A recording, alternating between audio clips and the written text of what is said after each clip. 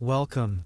My name is Brian, and from now on, I'll be telling the stories of history, the ones that shaped our world and the people who changed it forever. Tonight's story is one of power, illusion, and tragedy. It's the life of Adolf Hitler, told not through shouting or judgment, but through quiet reflection. From his birth in a small Austrian town to the ashes of Berlin, we'll follow the boy who became a dictator, the dreamer who built an empire, and the man who destroyed it. If you enjoy these calm journeys through history, please like, subscribe, and let me know where you're listening from. It helps this channel grow and reach others who love learning through peace and reflection. Now, sit back, take a deep breath, and let the story begin. Part 1. The Boy from Braunau. Welcome. My name is Philip, and from now on, I'll be telling the stories of history.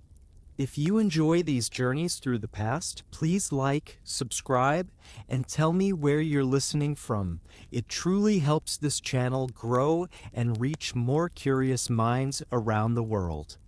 Now sit back, take a deep breath, and let's begin tonight's story. The story of Adolf Hitler begins not in a palace or battlefield, but in a small, quiet border town called Braunau am Inn, nestled along the river that separates Austria from Germany. The date was April 20th, 1889.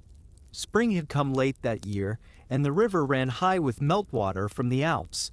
A modest house stood near the customs post where the family of a mid-level Austrian civil servant lived. Inside, a mother held her newborn son, while the father, already weary from work and discipline, regarded the child with stern curiosity. The father's name was Alois Hitler, a man of ambition, pride, and a need for control. He had risen from humble origins, the illegitimate child of a servant woman, to become an inspector of customs. To Alois, order and obedience were virtues that kept life from collapsing into chaos. To the small boy who would one day bear his name, those same virtues would become instruments of fear. The mother, Clara, was the opposite of her husband. Gentle, soft-spoken, and deeply religious, she adored her children with a kind of protective devotion. Her world revolved around them. She had already lost several infants before Adolf, and that shadow of loss made her love him all the more fiercely. But within that household, affection was never entirely safe. Alois ruled with a rigid hand. He demanded respect, precision, and silence. He was a man who measured worth by obedience and who expected his son to follow his path into the civil service, a stable, predictable life of uniforms and hierarchy. Young Adolf, however, was restless. He resented rules he didn't choose. Even as a child, he began to see his father not as a figure to emulate, but as an adversary to defy. Those early evenings in Braunau often ended with tension. The sound of boots on the wooden floor, the quick hush that fell over the room when Alois entered, the clinking of glass at the dinner table. His voice carried authority, while Clara's carried pleading softness. Between them, the young boy learned two worlds, one of harsh structure and one of unconditional care. The friction between those worlds would shape his sense of power, love, and suffering. In school, Hitler was intelligent but inconsistent. Teachers noted his ability to memorize details and his talent for drawing, but also his impulsive temper and disdain for discipline. He wanted praise but rejected correction. When his father scolded him, he would retreat to his small room and sketch buildings, soldiers, and grand cityscapes. There in solitude, imagination offered the control he lacked in real life. By the time the family moved to Linz, Adolf was a boy of contradictions, affectionate with his mother, cold toward his father, and drawn to grand visions of greatness. He admired stories of German heroes, of kings and warriors who fought for unity and destiny. History became his refuge. The world beyond the classroom, the monuments, the architecture, the flags seemed more real than the dull lessons of arithmetic. At night, Clara would light a candle and pray beside her son's bed. Alois would often dismiss her faith as superstition, and she would bow her head in silence. For Adolf, those whispered prayers were a comfort, a rhythm that filled the quiet after arguments. He began to believe that destiny could be whispered into existence, that if one wanted something deeply enough, the world might bend to it. Alois grew old before his time. His health declined, his patience shortened, and his temper worsened. The young boy's rebellion became sharper. One evening during a family meal, Alois announced that Adolf would enter the civil service.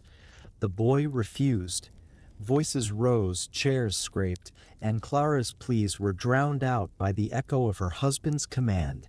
It ended with silence, a heavy silence that settled into the house like dust. When Alois died suddenly in 1903, Adolf was 14. To the outside world, the boy appeared solemn, even respectful, but inside a strange mixture of grief and relief stirred. The strict voice of authority was gone. Freedom, however, brought uncertainty. He drifted between pride and aimlessness. He wanted to become an artist, a dreamer of grand spaces and color, yet the world still expected him to be ordinary. Clara's health began to fail not long after. Cancer hollowed her slowly, and Adolf, now in his late teens, watched the one person he truly loved fade in pain.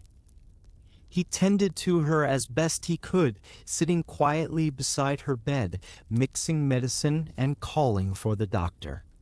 Her death in December 1907 was the first shattering loss he could not control. The doctor later remembered the young man's grief as unusually intense. He had loved his mother deeply. He said, perhaps too deeply.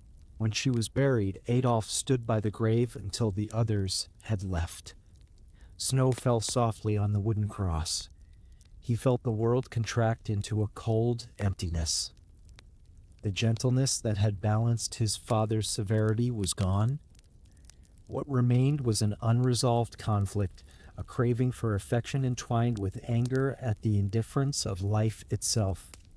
After that, he packed his few belongings, drawings, sketches, a photograph of his mother, and left for Vienna. The city shimmered in his imagination like a gateway to greatness. But the train that carried him there also carried the last remnants of his childhood.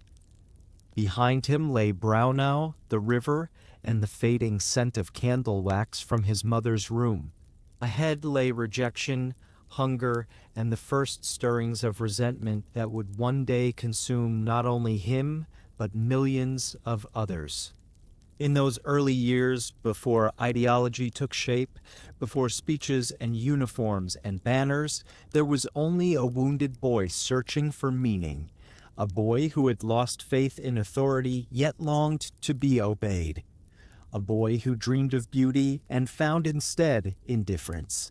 And in that fragile space between love and bitterness, between control and chaos, something dark began to grow, something that would one day call itself destiny.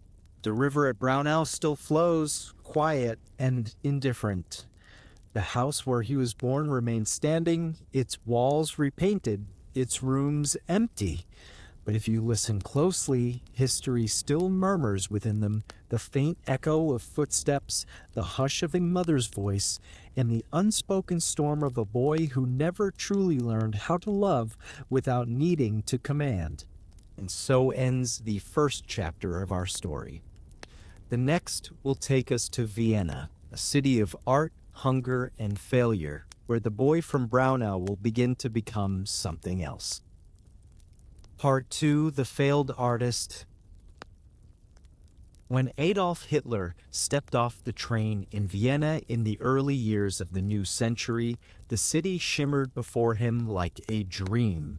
It was a world of grand facades and wide boulevards, of opera houses, statues, and light spilling through the windows of cafes where poets and painters argued about art and philosophy.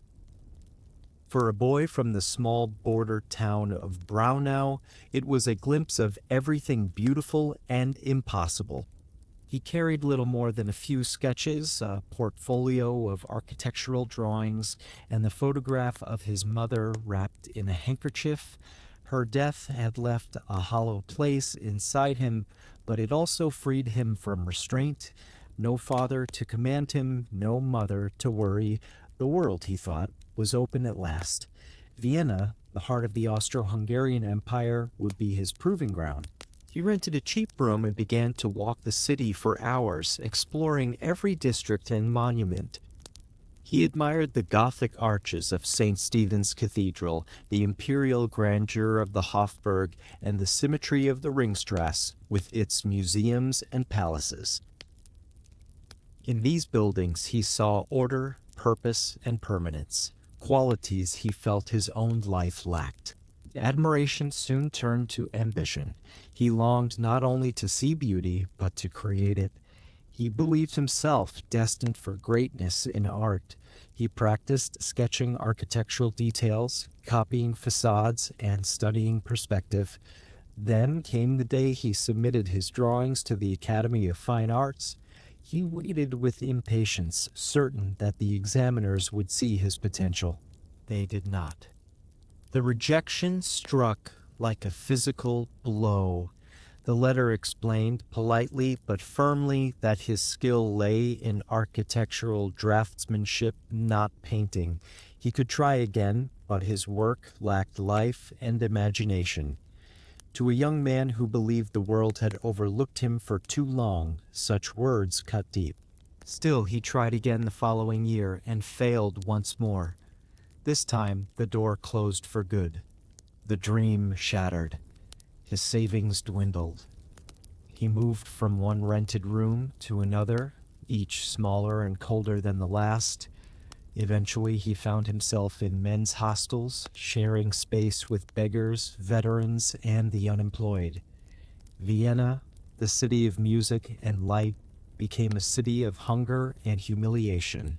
He sold his paintings on street corners, small watercolors of the city's landmarks, painted quickly and cheaply for tourists. Sometimes he earned enough for a meal, sometimes not. He would linger in libraries to keep warm, reading about history, architecture, and politics. He devoured newspapers, growing obsessed with the debates that filled their pages. The early 20th century, Vienna was a place of tension beneath its polished surface. The empire was diverse and divided. Germans, Hungarians, Czechs, Jews, Croats, and countless others living under one crown. Nationalism simmered. Anti-Semitic newspapers sold well. Radical ideas were no longer confined to the fringes. It was here, in those smoky cafes and cold dormitories, that Hitler began to form his view of the world, a mixture of admiration and resentment. He admired strength, discipline, and unity. He resented cosmopolitanism, pluralism, and what he saw as weakness. He began to believe that society rewarded mediocrity and ignored true greatness. The failure of his artistic dream hardened into a belief that the system itself was corrupt, that powerful forces conspired to deny him his destiny. In the hostel, he made few friends. He spoke little but observed much. He was proud even in poverty, unwilling to admit defeat. When he spoke, he could be intense, gesturing, his blue eyes sharp with conviction. Other residents remembered him as odd, sometimes generous, sometimes withdrawn, capable of both charm and cruelty in the same hour. At night, lying on the thin mattress beneath the cracked ceiling, he replayed the rejection in his mind. The professors who had dismissed him, the bureaucrats who ignored him, the world that failed to recognize his talent.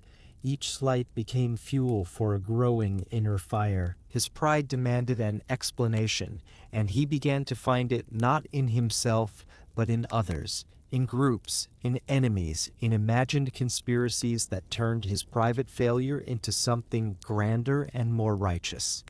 He wandered Vienna's streets like a ghost among its grandeur. The contrast between beauty and misery haunted him.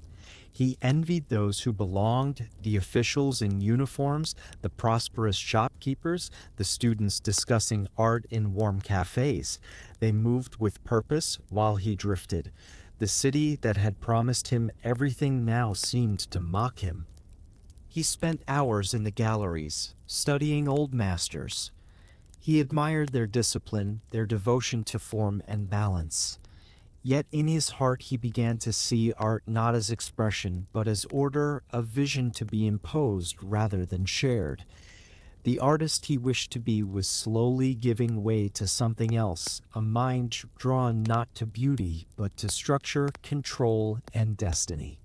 By 1910, Vienna's poverty had hardened him. He grew thin, sickly, and proud of his endurance.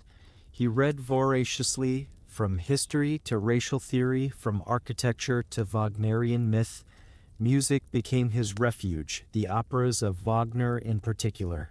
The thunderous music of gods and heroes resonated with the mythology forming within him, that of the chosen man, misunderstood and exiled, waiting for his moment to rise. The pattern of his inner world was set, a blend of fantasy and grievance, of aesthetic longing and personal bitterness. He still painted, but his art lacked people. He drew buildings, monuments, cathedrals, empty of life. It was as if the human presence had already become secondary to the structures he imagined. In one of the hostels, he befriended a man who sold postcards. Together they worked from morning until dusk, painting scenes for small change. The work was tedious, but Hitler maintained strict routines. Even in squalor, he insisted on cleanliness, order, and punctuality. Chaos outside demanded control within. As years passed, the young man from Braunau drifted further from the world of ordinary emotions. The death of his mother had left a wound he never allowed to heal. Vienna deepened that wound, surrounding it with pride and defiance. He began to speak less of art and more of destiny. Failure had not humbled him, it had convinced him that the world was wrong. When war finally came in 1914, it found him ready to escape the anonymity that had suffocated him. He left Vienna behind without regret. The city that had rejected him had also forged him a crucible of frustration, loneliness, and grand delusion. But for now, we leave him there, in the twilight of Vienna, walking the streets as snow begins to fall, a thin figure with cold hands and burning eyes. The world around him hums with life he cannot touch. In his mind, he is already someone else, the misunderstood genius, the destined leader, the man the world will one day recognize. He cannot yet know that the recognition he seeks will come at the cost of millions of lives, nor that the hunger he feels now will one day devour nations. For the moment, he is simply the failed artist standing at the edge of history, unaware that his rejection is shaping the course of the century to come. And so ends this second chapter. In the next, we follow him into the trenches of the First World War, where the failed artist becomes the soldier, and where the quiet anger of Vienna will meet the roar of battlefields. Part 3. The Soldier. When war came in the summer of 1914, it arrived like a storm that swept across Europe before anyone could grasp its magnitude. Crowds filled the streets waving flags, singing national anthems, and cheering as trains carried young men to the front. For Adolf Hitler, now 25, this was not a tragedy but a revelation. At last, the world that had ignored him seemed to awaken. The call to arms stirred something deep within him, a sense of belonging, of purpose, of destiny finally knocking at his door. He volunteered for the German army, not the Austrian. He had already turned his back on the empire that had rejected him. To him, the German Reich represented unity, strength, and spirit, the living embodiment of the ideals he had only imagined before. When his acceptance came through, he later said it was the happiest day of his life. In uniform, the failed artist became a soldier. The city streets of Vienna were replaced by mud, cold, and the thunder of artillery. He joined the 16th Bavarian Reserve Regiment and was soon sent to the Western Front in France and Belgium. The dream of glory met the reality of trench warfare, endless rain, lice, rats, and the constant smell of decay.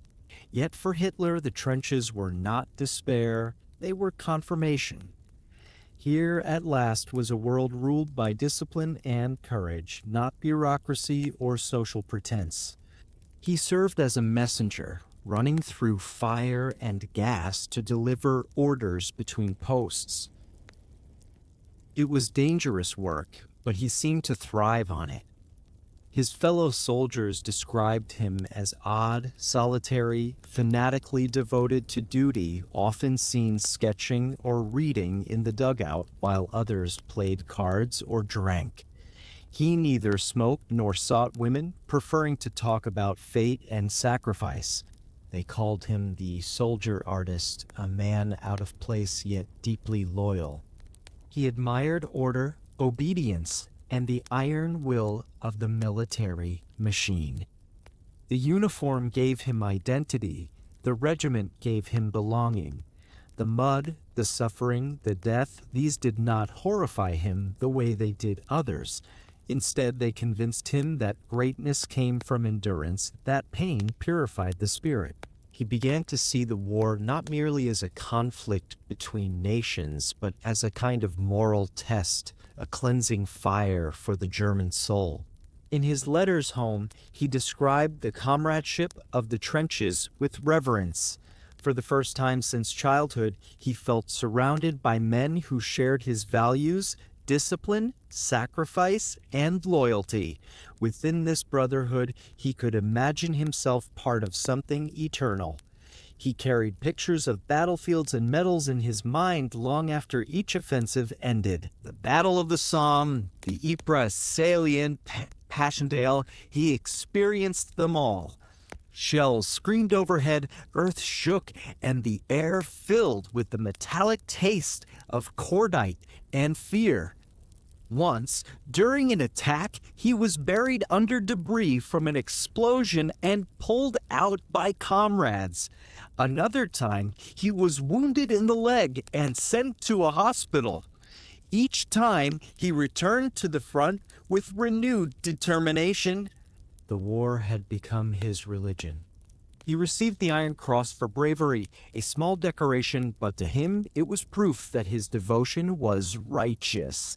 When the medal was pinned to his chest, he felt that the universe had finally acknowledged his worth. In the trenches, death surrounded him, yet he felt alive in a way he never had before. But beneath the pride and purpose, something else was forming. The war also fed his growing hatred. He watched Germany's supply lines falter, saw the disorganization of command, and heard rumors that the civilians at home were losing faith. He began to imagine betrayal, that the nation's suffering was not just the fault of the enemy across the wire, but of weakness within. In 1918, during one of the final desperate months of the war, Hitler was temporarily blinded in a gas attack. The burning pain, the choking, the helplessness, all of it struck him with the force of nightmare. He was taken to a military hospital in Payswalk, where he lay for weeks, unable to open his eyes, surrounded by the moans of other injured soldiers. It was there, as he later claimed, that he received the news Germany had surrendered. The Kaiser was gone, the army broken, the empire lost. The men who had endured years of horror felt abandoned, their sacrifice wasted. For Hitler, it was not merely defeat, it was humiliation, betrayal, and revelation all at once. As the nurse read the words aloud, he said later, everything went black. The blindness of gas became the blindness of despair. He wept not only for the fallen comrades, but for the death of an ideal. In that darkness, an idea began to take shape that Germany had not been defeated on the battlefield, but stabbed in the back by traitors at home, by politicians, profiteers, and the ones he already distrusted most. The bitterness of Vienna fused with the trauma of war into a single obsession that he would be the one to restore what had been lost. When his sight returned, it was as if he saw a new world, one of chaos, poverty, and revolution. The war had destroyed more than armies. It had shattered faith itself. Yet for him, it had revealed a purpose. He believed he had been chosen by fate to lead, to rebuild, to avenge. This boy from Braunau, who once dreamed of painting cathedrals, now imagined building an empire. The failed artist who wandered Vienna now walked through a Germany in ruins, convinced that history had whispered his name.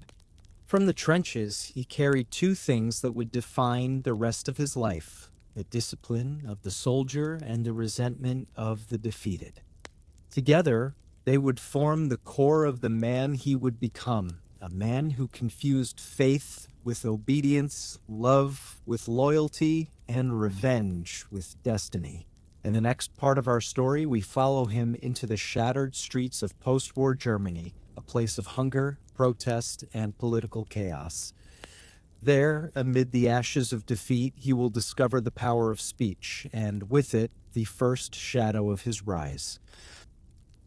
Part 4, The Lost Years. The war was over. The armistice of November 1918 left Germany stunned and hollow, its banners torn, and its people bewildered. The empire that had once seemed eternal was gone. The Kaiser had fled, soldiers returned home to find their towns starving, and revolution broke out in the streets.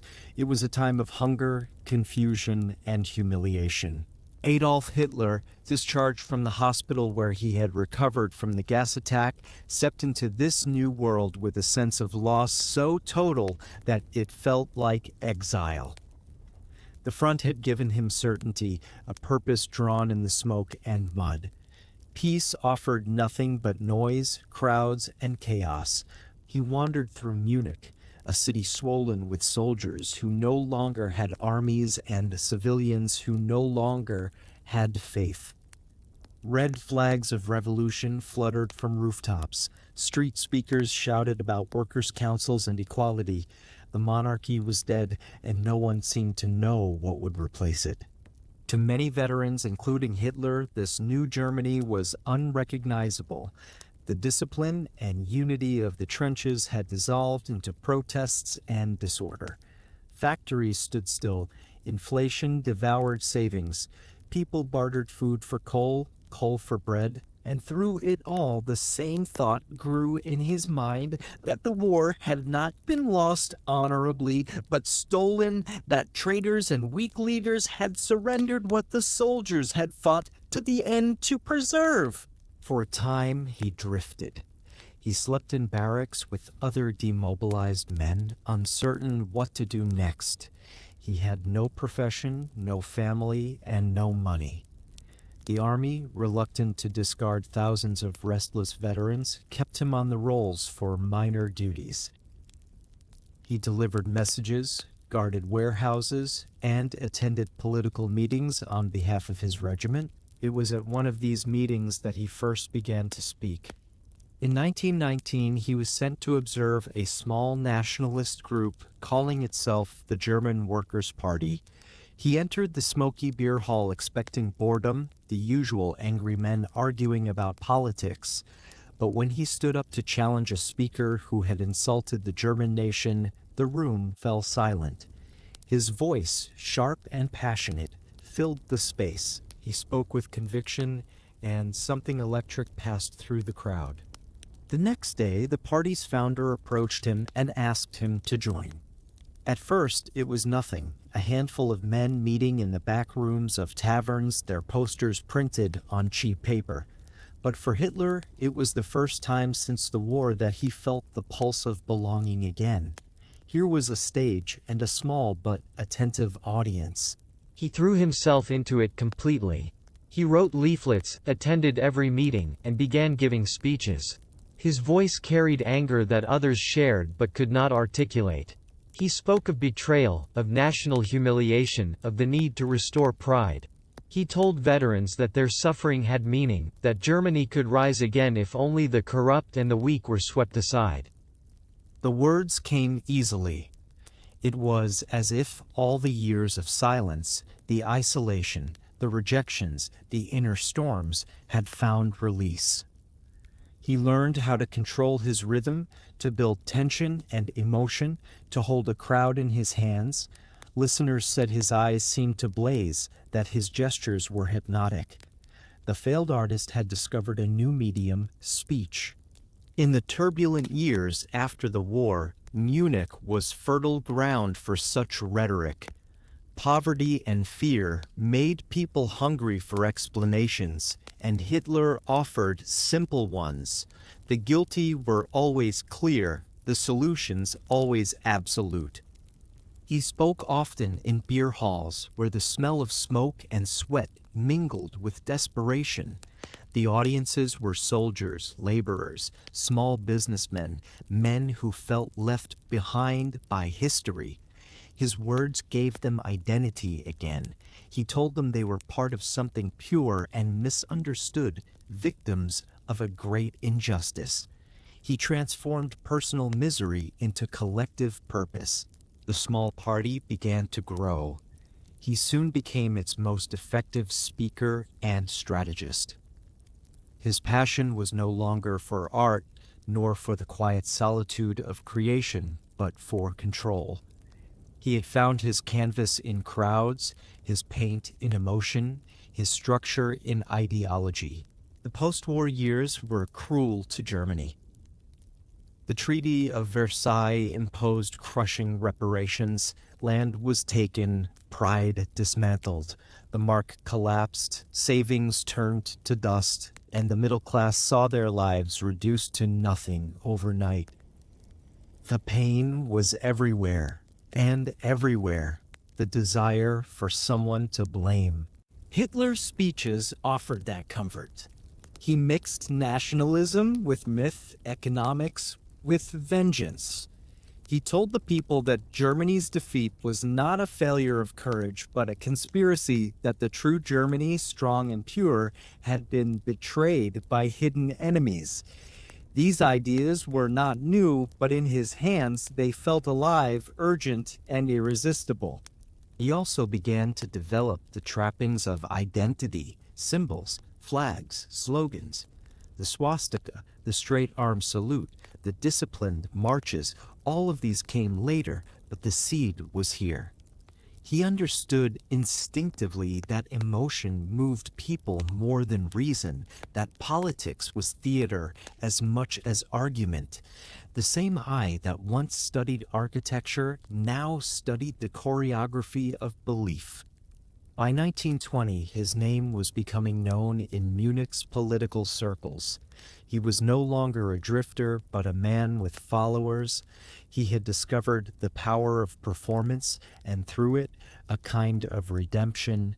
The bitterness of Vienna and the trauma of war now had purpose.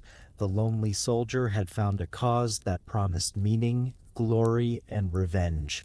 Yet beneath the fervor, the same loneliness persisted. He remained detached, distrustful of intimacy, focused entirely on mission. He seemed to belong to no one, even as crowds cheered him. The emotional hunger that had once turned to his mother and later to his country now fixed itself upon destiny itself. The lost years had not broken him, they had refined him. The chaos of the Weimar Republic, the inflation, the street fights, the hunger became his crucible. In that turbulence, he discovered what words could do, how pain could be shaped into purpose, and how despair could be weaponized. The soldier had become a speaker, the drifter a leader. The bitterness of the defeated had found its voice. In the next part of our story, he will learn to master that voice completely. The small gatherings will grow into crowds, and the crowds into movements. The failed artist, the wounded soldier, and the restless wanderer will fuse into something new, the orator who could awaken a nation. Part 5, The Orator Awakens. Munich in the early 1920s was a city of noise, hunger, and anger. Soldiers without pay drifted through its streets. Families traded furniture for food. The old empire was gone, the new republic mistrusted, and the air felt heavy with unfinished war.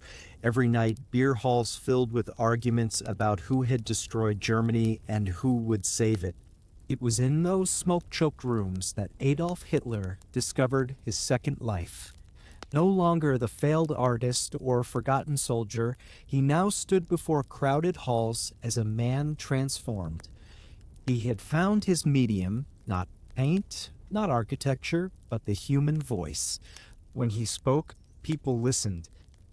His speeches were not gentle or intellectual. They were emotional performances, built like musical compositions, quiet at first, deliberate, then swelling into fury and exaltation. He could make an audience cheer, weep, or chant in unison. Those who watched him said his transformation on stage was uncanny. Off stage, he was withdrawn, almost shy, but once he began to speak, something seemed to possess him. He learned to read a crowd the way a conductor reads an orchestra. The pauses mattered as much as the words. The gestures, the clenched fist, the sweeping arm became punctuation marks in a language of emotion. He could sense when the audience leaned forward, when it doubted, and when it surrendered. At first, his subjects were simple: the shame of Versailles, the betrayal of the nation, the suffering of the common man. But gradually his message deepened into something more dangerous, a story about destiny, purity, and rebirth. He told his listeners that Germany was not defeated, only sleeping, that they were not powerless victims, but chosen instruments of renewal. Each speech built a rhythm of outrage and promise. He described the Republic's politicians as weak and corrupt, foreign powers as parasites, and the German people as the eternal soul of Europe.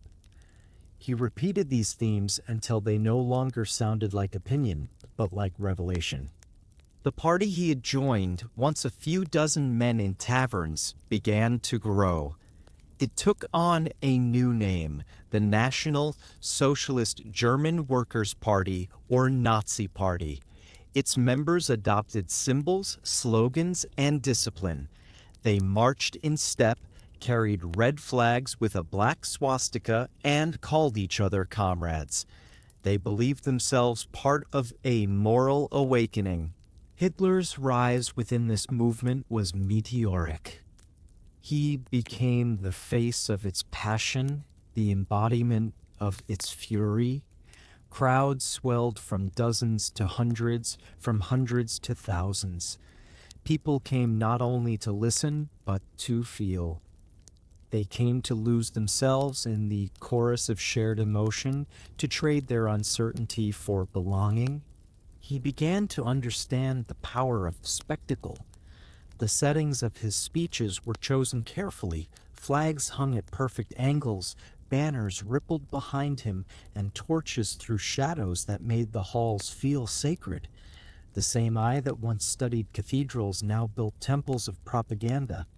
He saw politics as theater and himself as its leading actor. Behind the intensity of his words lay an instinct for manipulation. He promised hope, but his hope always required enemies. He spoke of unity, but his unity always demanded exclusion. By 1922, his voice had carried far beyond Munich. Newspapers wrote about him, some with fascination, others with alarm. The authorities watched but underestimated him, dismissing him as another angry nationalist among many. Yet his movement was spreading like fire through dry grass. He attracted not only the desperate but also the disciplined, ex-officers, students, clerks, and shopkeepers. To them, he offered identity. He gave shape to their resentment. He made them feel chosen.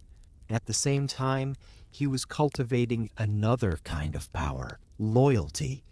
Around him gathered men who would form the core of his future regime: Goering, Himmler, Hess, Goebbels. Each saw in him something extraordinary, something to serve. They called him the leader before the title was official. He understood the psychology of obedience. He spoke not only to minds but to hunger, the hunger to belong, to find purpose in hardship, to replace doubt with conviction. He would later say that most people do not seek truth, only belief strong enough to silence uncertainty. But for all his public success, he remained curiously detached in private. He lived modestly, wrote little, and seemed to exist only for the stage. The man who once painted cityscapes now built his own myth. Every triumph fed his conviction that destiny itself had chosen him. The louder the applause, the deeper his certainty grew. Then, in 1923, convinced that his movement could seize power, he attempted to act. Inspired by Mussolini's march on Rome, he led a failed coup, the Beer Hall Putsch. It began with bravado and ended in confusion. Shots were fired, 16 of his followers died.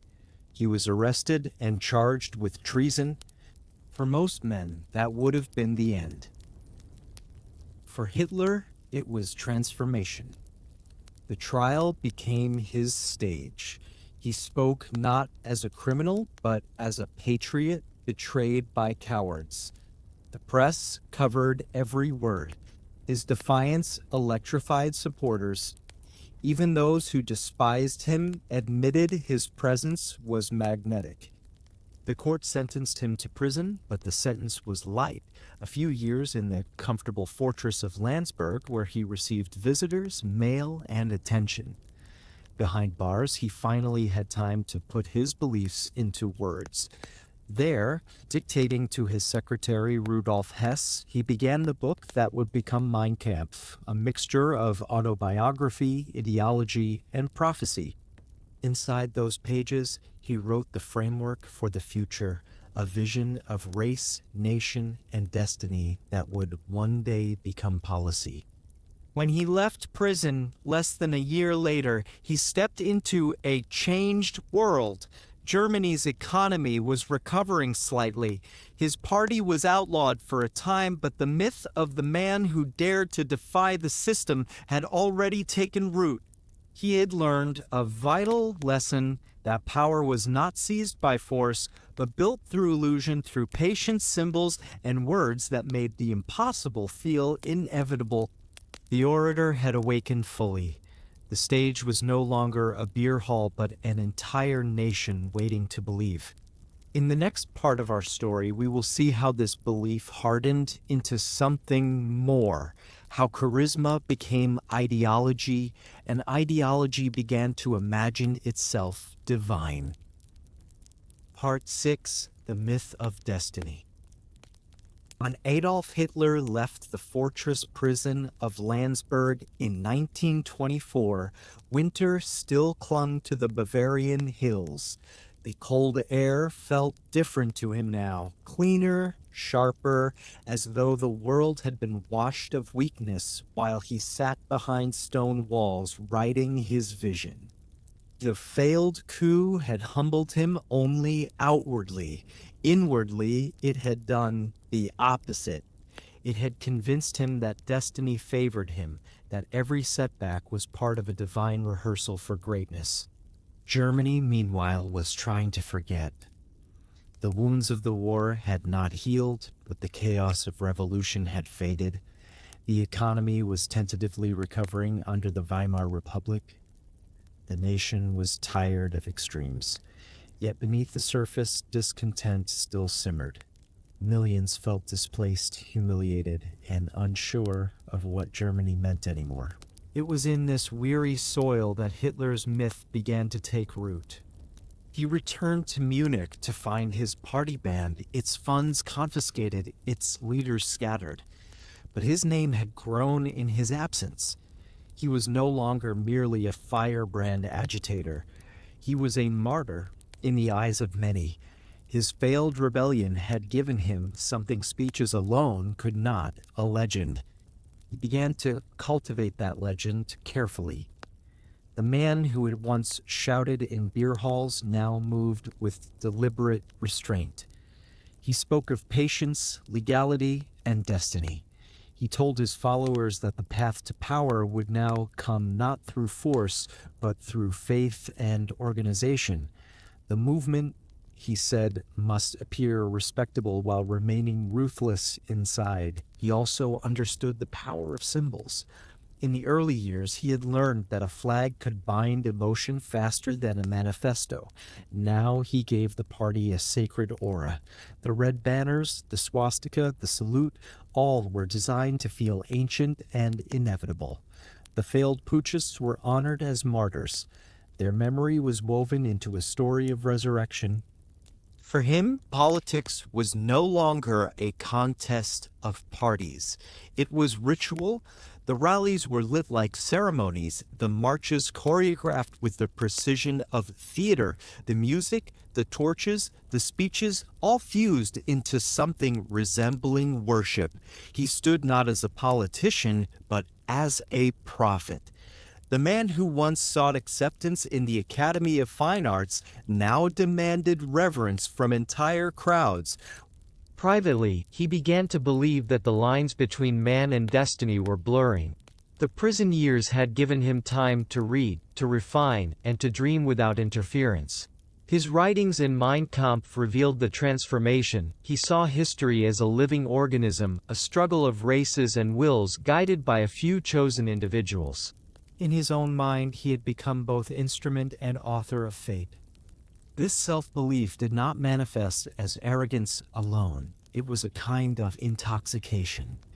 He began to speak of providence, the invisible hand that he claimed had spared his life so that he might restore Germany. When he addressed his followers, he no longer said, "We will win." He said, "We are meant to win." The difference was subtle but powerful. Faith replaced strategy. He surrounded himself with loyalists who reinforced this image. They treated his intuition as revelation, his moods as omens. Each success, no matter how small, was proof of his destiny. Each setback was a test sent by fate. Those around him began to speak of him not as a man, but as a phenomenon, something history itself had summoned. In public, he still played the role of a politician seeking lawful change. He promised voters a return to stability, pride, and national unity. But behind that promise lay a deeper conviction that he alone could interpret Germany's suffering, that only through his vision could the nation be reborn. His sense of mission was no longer political, it was spiritual. The myth began to spread. Posters bore his face beneath rays of light. Propaganda films framed him from below as if sunlight itself confirmed his authority. Crowds greeted him with cries that bordered on devotion. The failed artist had learned to paint himself into history's imagination. He believed that the movement was more than a party, it was a revelation waiting to be completed. He once told an associate that only a prophet can shape a people. And so he shaped his image as a man touched by prophecy, ascetic, tireless, consumed by vision. He neither drank nor smoked. He ate sparingly, worked obsessively, and seemed immune to fatigue. His self-discipline became part of the myth. The more the people believed in him, the more he believed in himself. Power became inseparable from faith. In rallies, when thousands lifted their arms in salute, he saw not followers but confirmation, the mirror in which destiny looked back at him. And yet, beneath the grandeur and ritual, there was still the fragile boy from Braunau, the child who once longed for his father's approval, the young man humiliated by rejection. The myth of destiny was in many ways a fortress built around old wounds. It turned vulnerability into purpose, isolation into grandeur. By convincing others of his greatness, he convinced himself that pain had meaning after all. By the late 1920s, the myth was ready. The world only needed the right crisis to make it real. That crisis would soon come: economic collapse, mass unemployment, and the slow disintegration of democratic faith. When it did, the myth of destiny would step forward as salvation. In the next part of our story, the illusion will begin to harden into machinery. The prophet will become an engineer, and the movement will transform into a machine designed not for faith alone, but for conquest. Part 7: The March to Power. The year was 1929, and Germany stood once again at the edge of collapse. The brief calm of the Weimar years was ending. Banks failed, factories closed, and unemployment spread like a fever. In the streets, people lined up for bread, and children played with stacks of worthless banknotes. The Great Depression had arrived, and with it came despair deeper than any defeat of war. For Adolf Hitler, this chaos was opportunity. His movement, once marginal, suddenly found its message resonating with millions. The promises of the Republic had crumbled, and the people turned toward voices that spoke of certainty. He was that voice, sharp, emotional, commanding. The failed putschist of 1923 had returned, reborn as the prophet of order. He spoke of national renewal, of pride restored, of jobs and unity. To the middle class, he offered protection from poverty. To the poor, he offered dignity. To veterans, revenge. And to all, he offered a sense that history could be reversed, that humiliation could be undone, and greatness reborn. Every crisis amplified him. The more the world fell apart, the more his movement appeared to promise stability. His speeches became larger, his gestures grander, his tone more prophetic. He told audiences that Germany had been chosen for a special purpose, that it was a nation of destiny betrayed by corrupt elites and foreign conspiracies. His words reached those who no longer trusted facts but longed for faith. And faith, he understood, required ritual. The Nazi rallies were no longer meetings, they were ceremonies of belonging. Flags rippled under torchlight, drums thundered, and thousands moved as one. The sound itself carried conviction. The party, now reorganized after its ban, grew with astonishing speed. By 1930, it had become a national force. The swastika banner flew from village halls and city buildings. Its message was simple enough for anyone to repeat: unity, strength, purity, rebirth. The slogans echoed through every level of society. The movement also learned to speak in symbols beyond words. Posters showed smiling workers and heroic soldiers, mothers with children under radiant skies, visions of an ideal future that contrasted sharply with the hunger and chaos outside. People did not vote for policy, they voted for a feeling. And that feeling was power rediscovered. Hitler traveled constantly, crisscrossing the country by train and car, speaking in dozens of towns each week. His stamina seemed superhuman. He would stand for hours before immense crowds, his voice rising and falling like a tide. At times, he seemed to lose himself entirely in his own performance. Reporters noted that he rarely spoke to an audience. He spoke through them, as if addressing something beyond human understanding. Behind the scenes, the movement built a meticulous organization. It had its own newspapers, youth groups, women's leagues, and paramilitary wings. The SA, the brown-shirted stormtroopers, patrolled the streets and intimidated opponents. Violence became part of the theater, a visible reminder that this was not just a political party, but a movement willing to fight. By 1932, the Nazis were the largest party in Germany. The old political order was collapsing under its own divisions. Conservatives hoped to use Hitler's popularity to control the masses. Radicals saw him as their champion. To both, he appeared necessary. And so, through a mixture of fear, calculation, and ambition, the system began to open its doors to him. That January, in 1933, he was appointed Chancellor of Germany.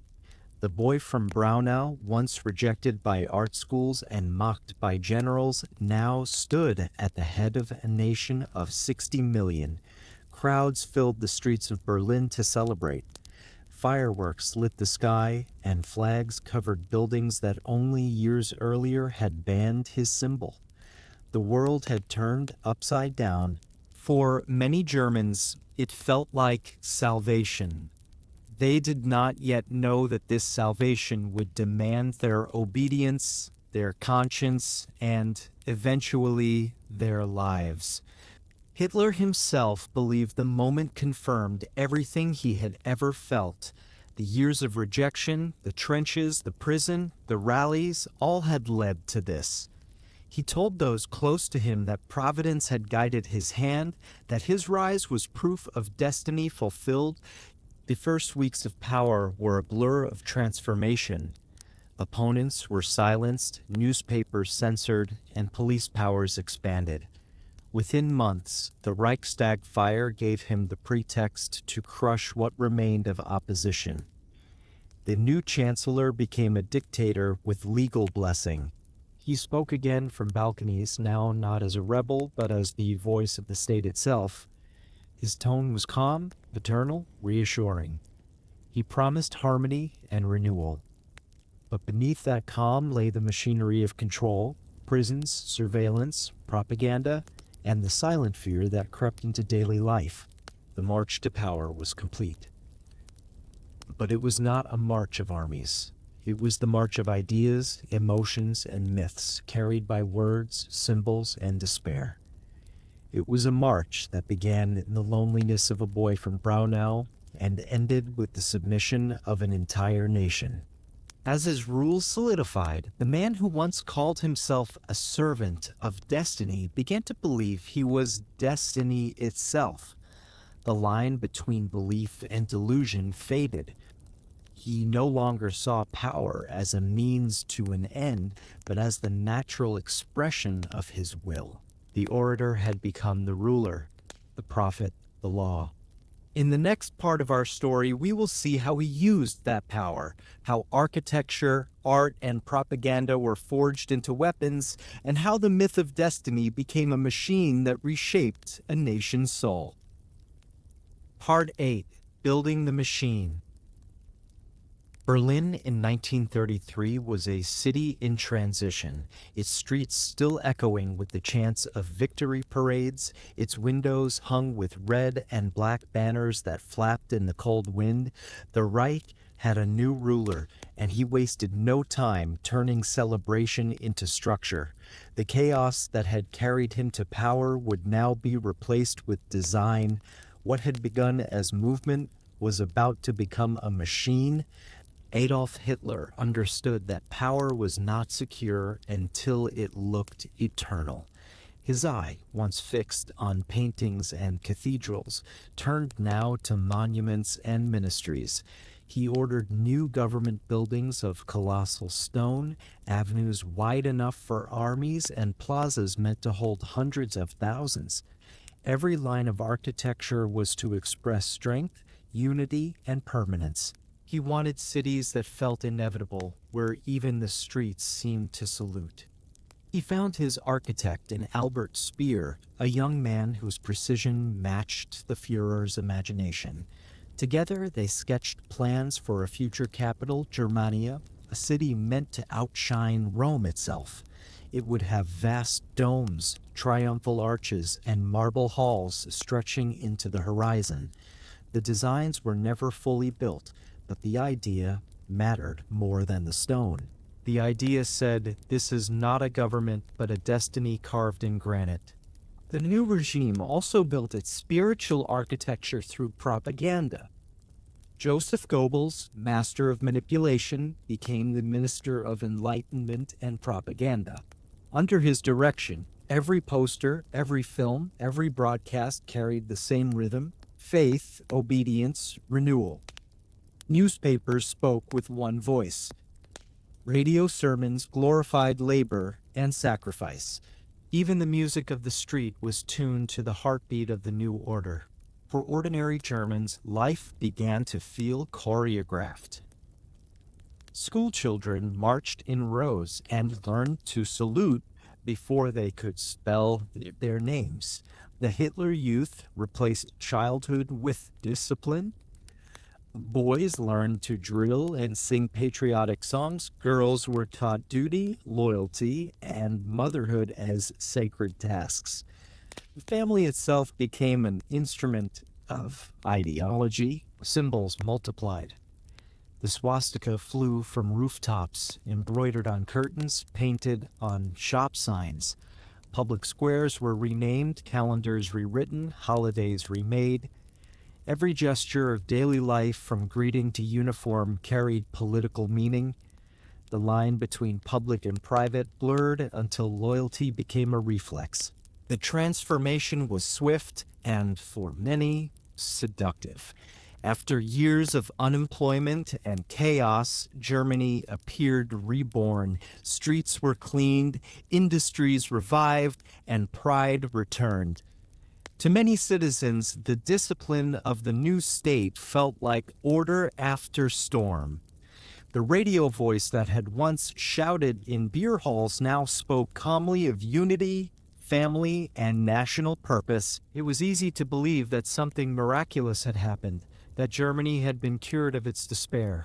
But beneath the order ran fear. The Gestapo, the secret police, appeared quietly at doors. Neighbors whispered, friendships dissolved, and silence became self-preservation. Opposition parties vanished. Trade unions were absorbed or destroyed. Concentration camps began to fill, first with political opponents, then with anyone labeled undesirable. Yet most citizens looked away. They had food again, jobs again, and a sense of belonging they had not felt in years. Goebbels's propaganda ensured that they did not merely obey, they believed. Films portrayed Hitler as patient and kind, animals trusting him, children gazing up at him as if he were a father figure. Photographs always showed him in perfect light, hands folded, eyes lifted, the halo of destiny implied in every composition. It was art in service of illusion. Rallies became living symbols of this new order.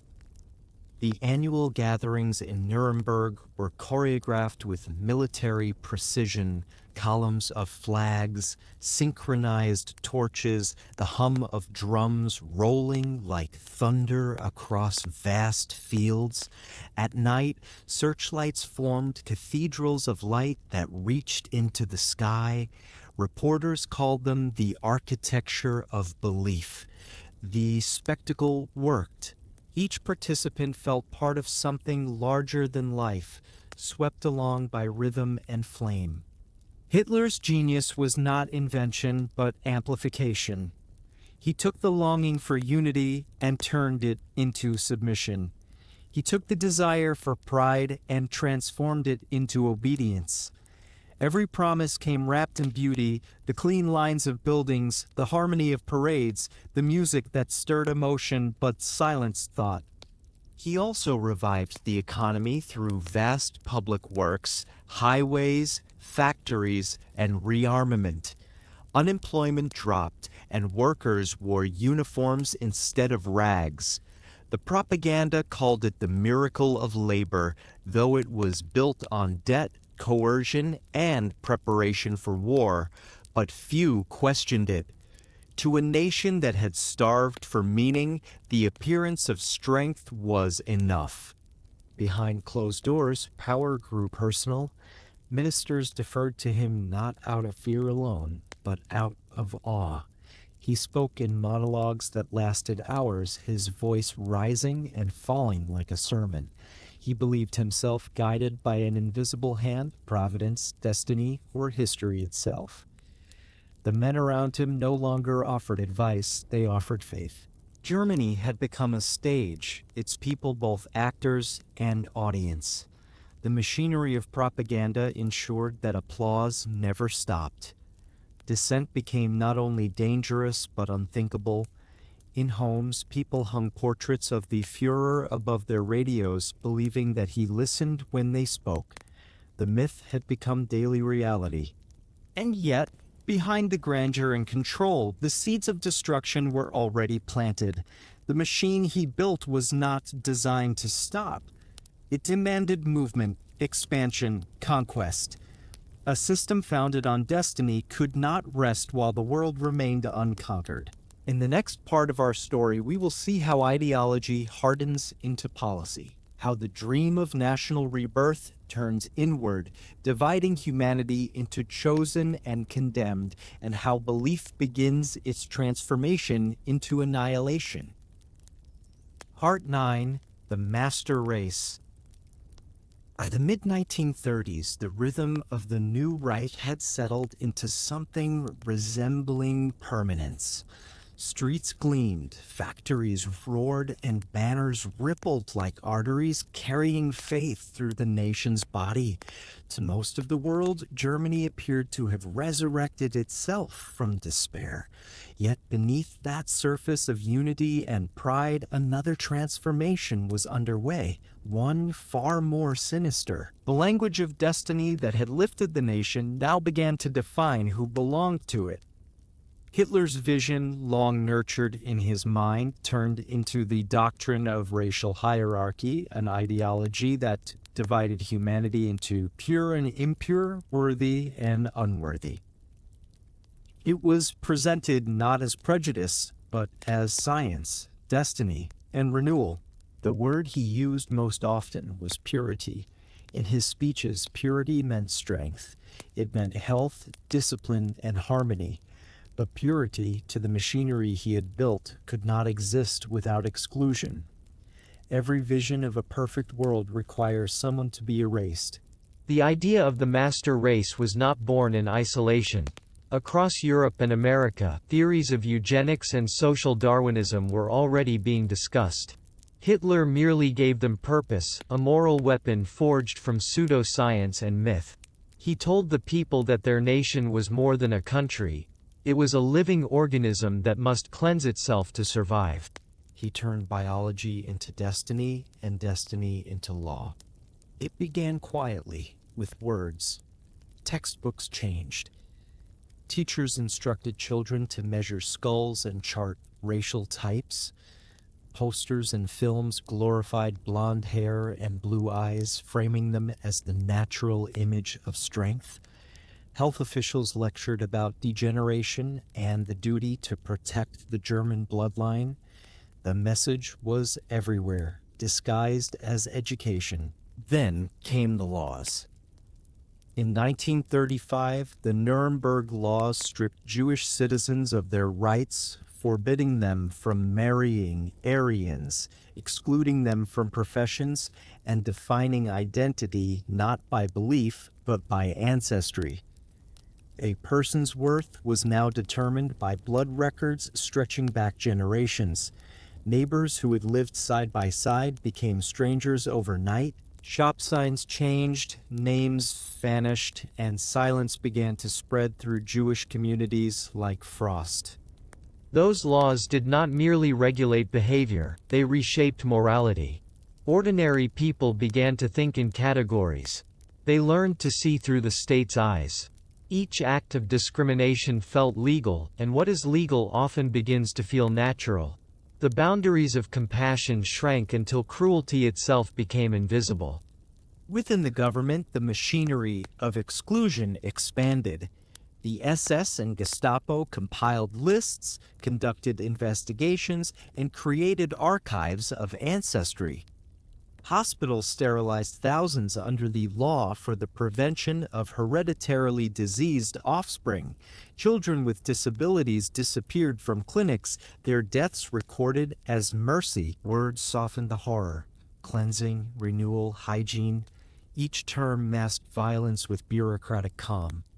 To Hitler, these acts were not cruelty but purification. He saw them as necessary steps toward a utopian vision, a civilization built on racial perfection. In his mind, compassion for the weak was not virtue but weakness. Strength alone justified survival. Propaganda reinforced this belief. Films showed idealized German families bathed in sunlight, their children laughing in gardens, their fathers strong and proud. The image of beauty was always the same: tall, fair, disciplined, smiling. Viewers were taught to equate health with worth, order with morality. The result was not just political obedience, but moral inversion. As years passed, persecution grew bolder. Jewish businesses were boycotted, synagogues vandalized, and books burned. Intellectuals, artists, and scientists fled. Others stayed silent, hoping the storm would pass. But storms of ideology never pass, they intensify.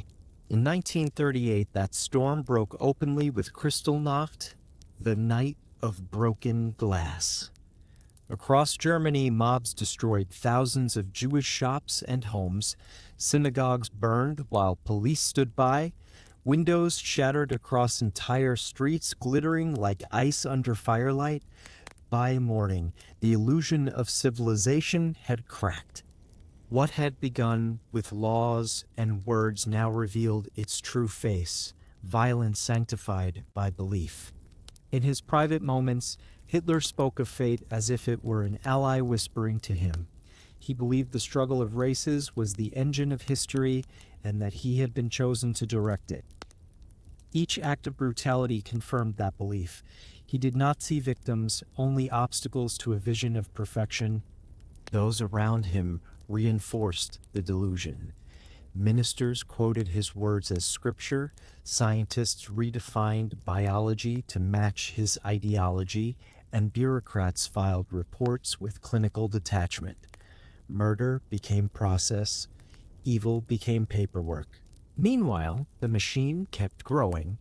Concentration camps expanded from barbed wire enclosures for political prisoners into instruments of social engineering. At first, they were meant for enemies of the state: communists, dissenters, homosexuals, Roma.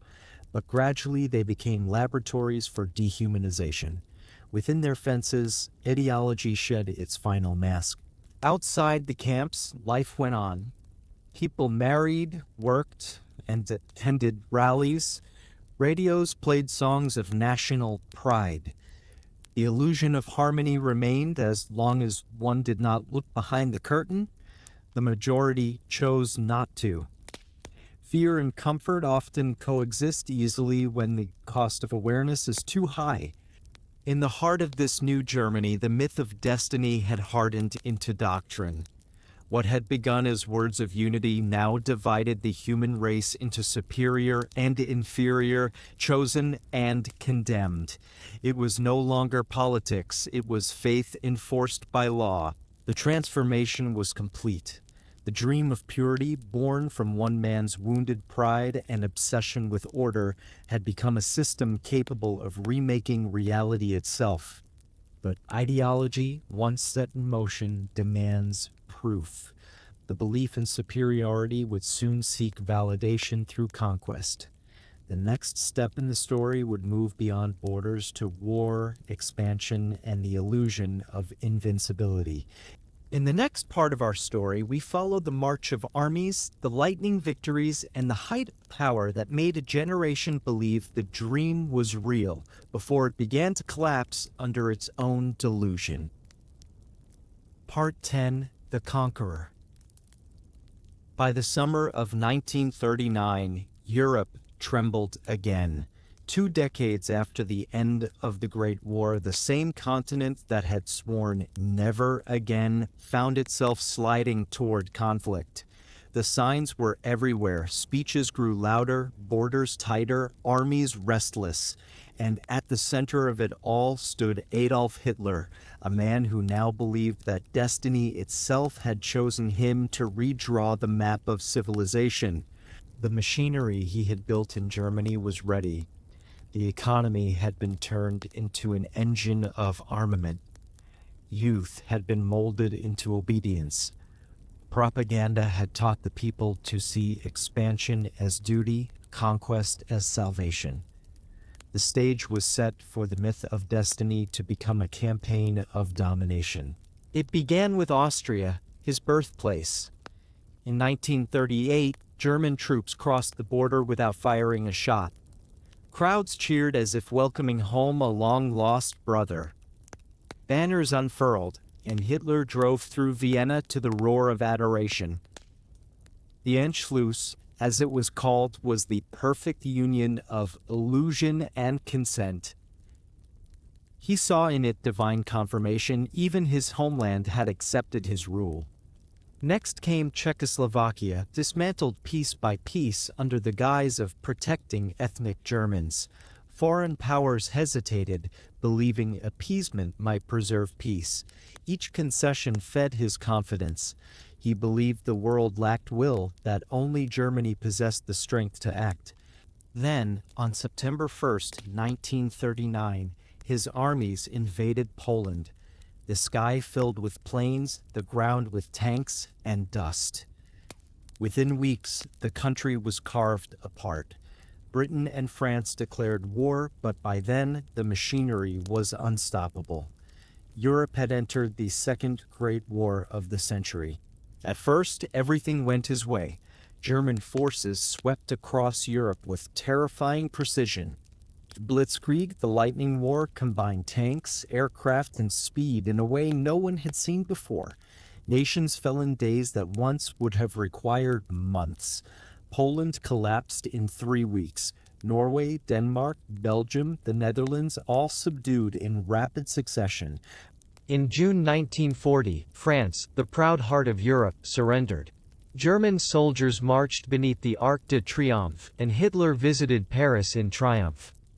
Photographs show him standing before the Eiffel Tower, hands clasped behind his back, gazing at the symbol of a civilization he believed he had conquered. To him, it was not merely victory, it was vindication. At home, the people rejoiced. After years of humiliation, Germany now ruled the continent. Newspapers called him invincible. Children learned his victories as miracles. His image filled every theater, every classroom, every living room. To millions, he seemed not a politician, but a force of nature. The illusion of invincibility was complete.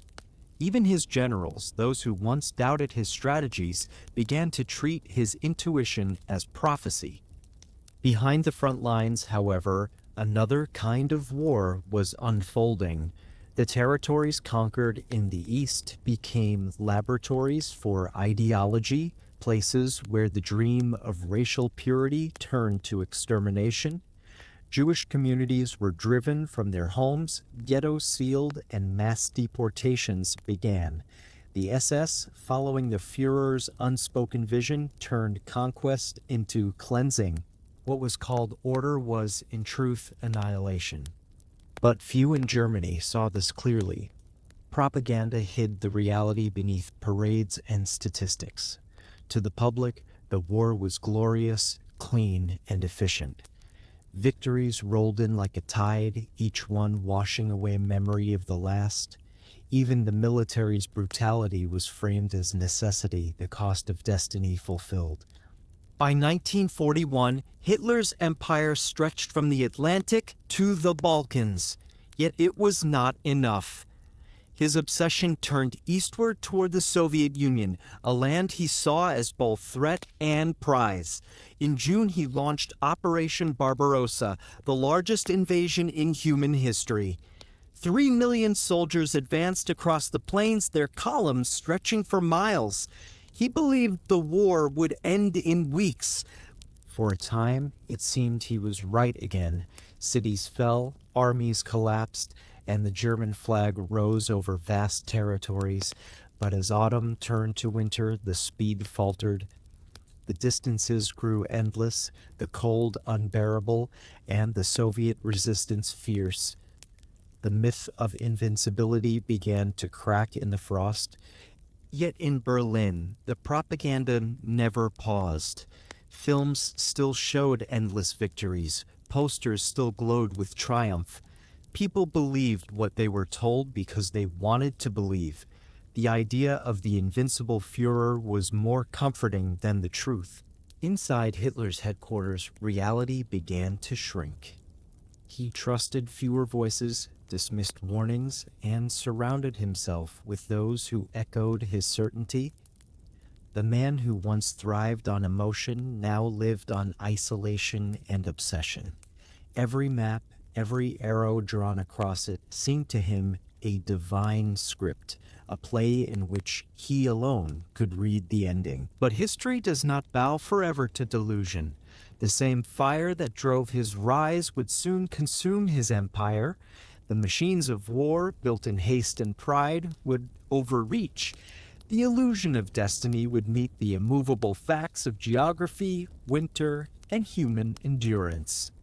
For now, however, in the early years of the war, he stood at his peak, the conqueror of Europe, the idol of millions, the man who mistook applause for eternity.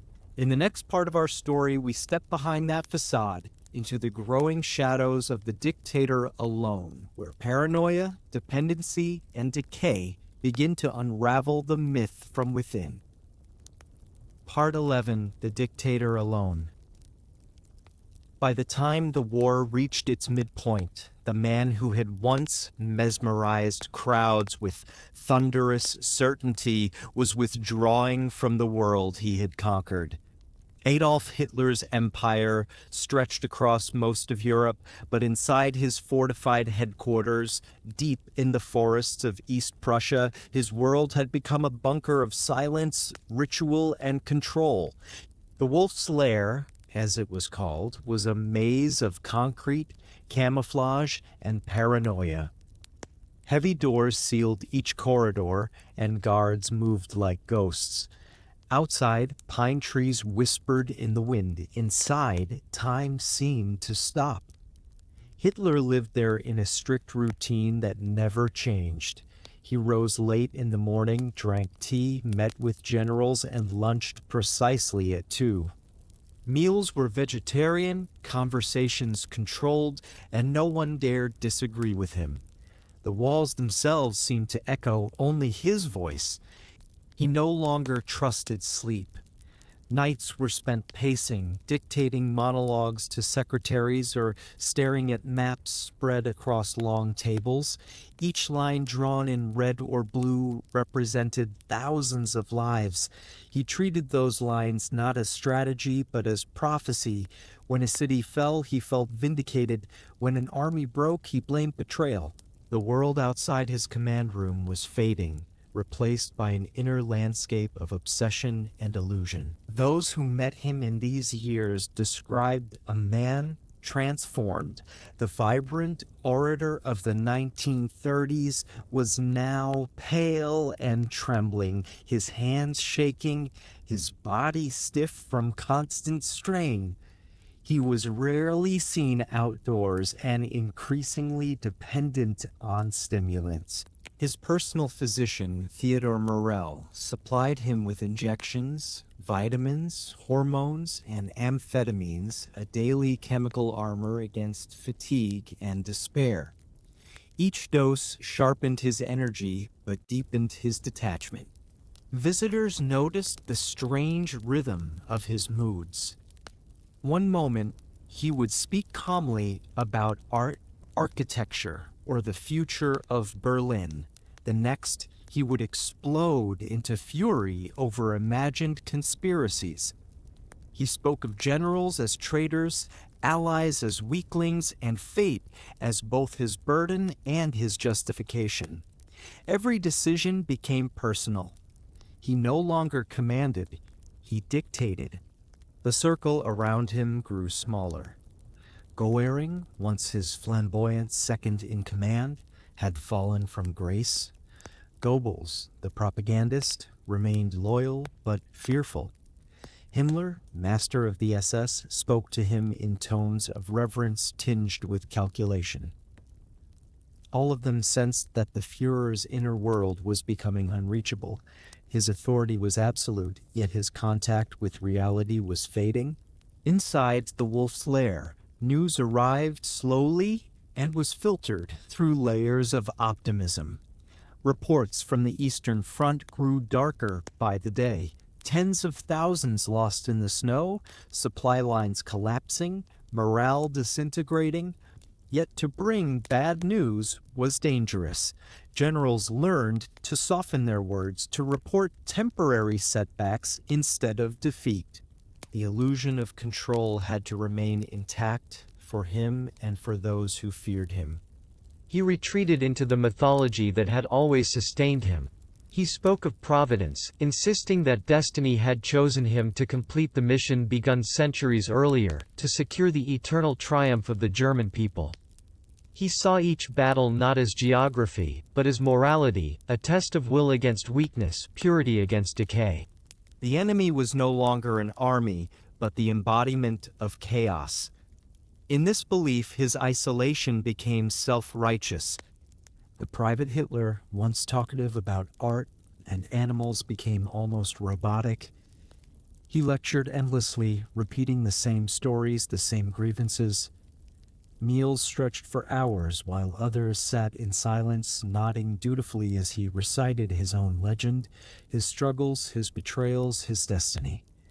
Even laughter, when it appeared, felt rehearsed. The warmth that had once charmed loyal followers was gone. In its place stood a figure who demanded worship but offered nothing human in return. Outside his command post, the war was changing. The Battle of Stalingrad had begun. The Wehrmacht, stretched to its limits, faced an enemy that refused to collapse. Winter returned with merciless cold, and the Red Army surrounded an entire German army.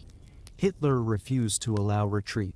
He insisted that the soldiers stand fast, that willpower could defy the laws of nature.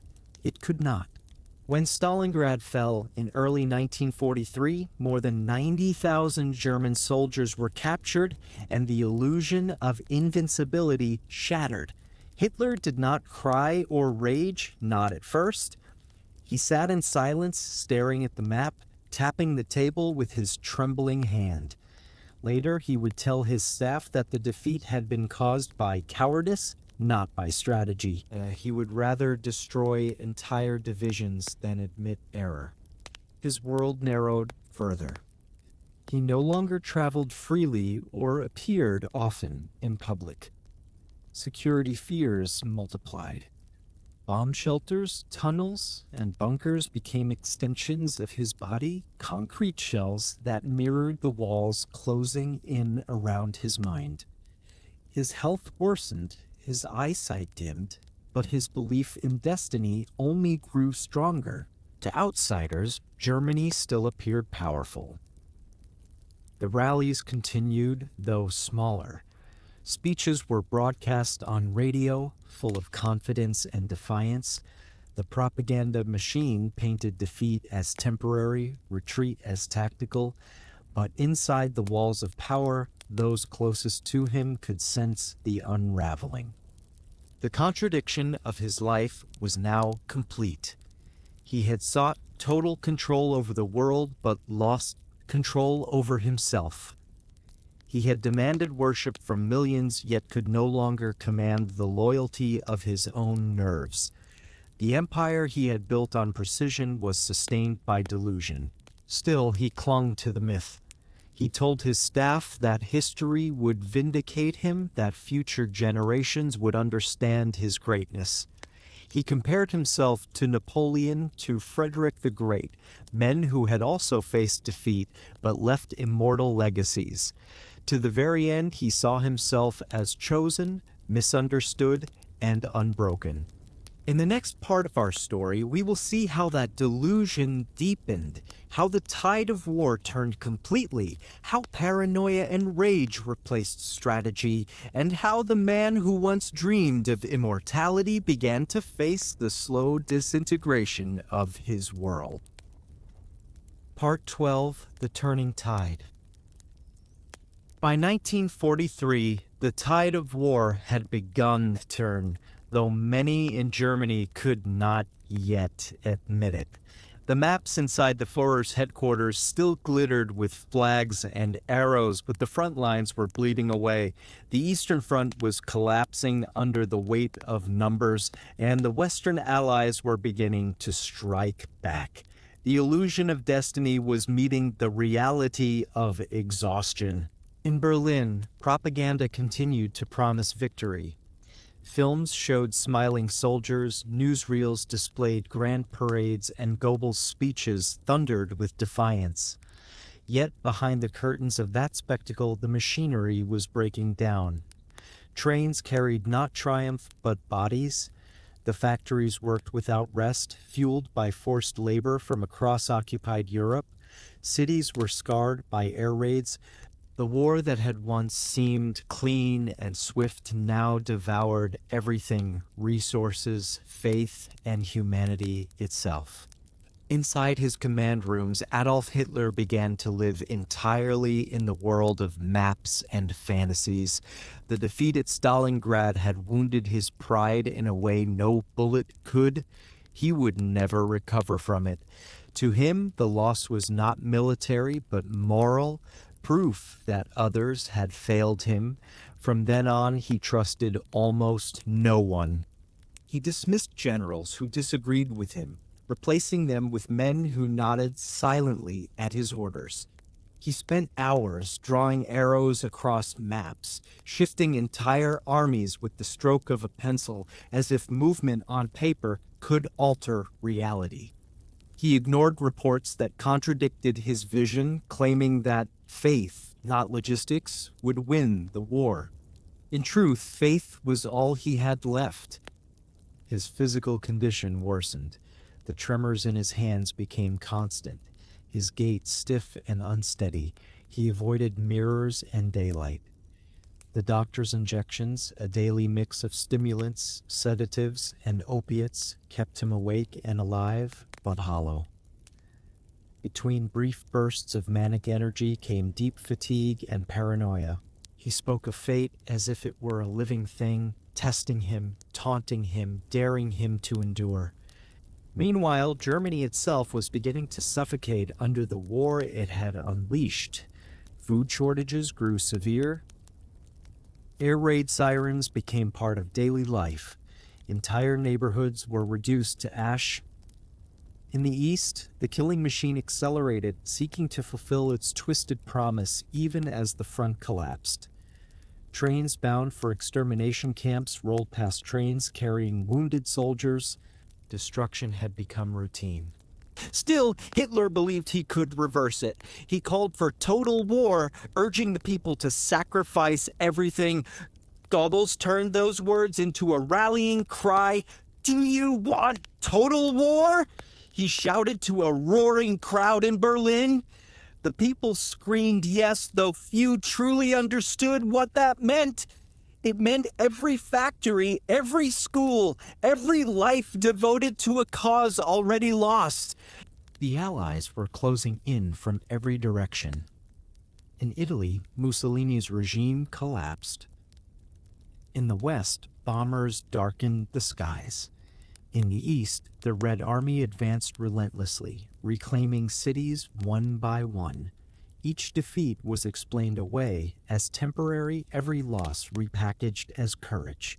Hitler told his followers that history always tests great men through suffering, that his struggle mirrored Christ's passion, misunderstood now, but destined for divine vindication later. He rarely left his bunkers now. The rooms were dimly lit, thick with smoke, and filled with the smell of damp concrete and medicine. Maps covered the walls, but they no longer reflected reality. His subordinates whispered among themselves, knowing the truth but too afraid to speak it. To contradict him was treason, to obey him was ruin. The few who dared to act against him did so in secret. In July 1944, a group of officers attempted to kill him with the bomb hidden beneath a conference table at his East Prussian headquarters.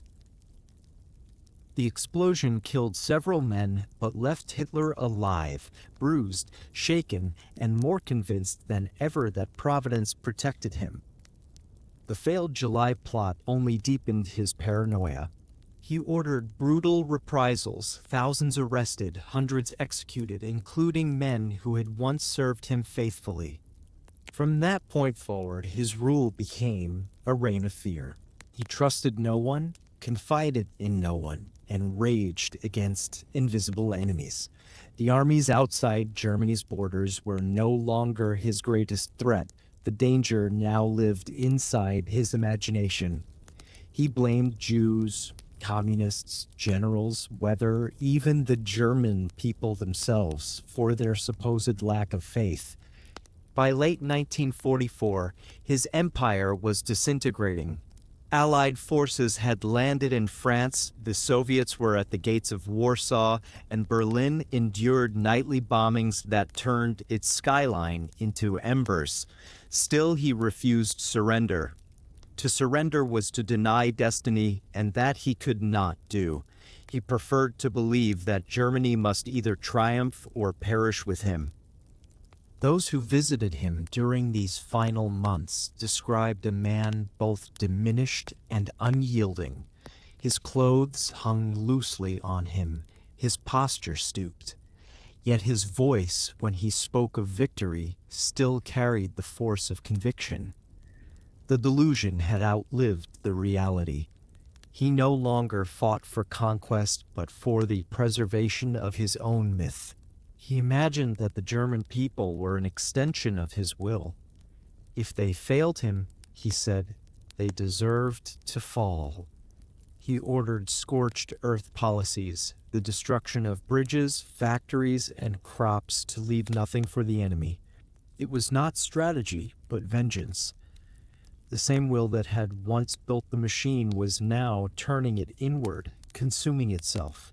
In those years, as bombs rained and borders dissolved, the myth of destiny began to collapse under its own weight. But the man who had created it could not let go. He still dreamed of miracle weapons, of divisions that no longer existed, of allies that would never come. He looked to the maps and saw not defeat, but a test. In the narrowing circle of his mind, he remained immortal. The tide had turned completely. The Conqueror was now a prisoner of his own invention, trapped within walls of concrete, fear, and faith. The voice that once moved millions echoed only in narrow corridors, bouncing off steel doors and damp stone. In the next part of our story, we descend into that final world, the bunker beneath Berlin, where the wars end and his final unraveling converge in the last days of April 1945. There, surrounded by ruin and silence, the myth will face its ultimate collapse. Part 13, The Bunker Mind. By April 1945, Berlin was no longer a capital. It was a carcass of a city, its boulevards reduced to rubble, its monuments shattered, its air filled with the drone of Soviet artillery drawing ever closer. Smoke hung low over the ruins, turning day into twilight. Civilians huddled in basements, living on fear and whispers. The city that had once been the center of Hitler's empire was now a mausoleum of his dreams. Beneath those ruins, deep under the Reich Chancellery, lay a reinforced concrete labyrinth known simply as the Führer bunker.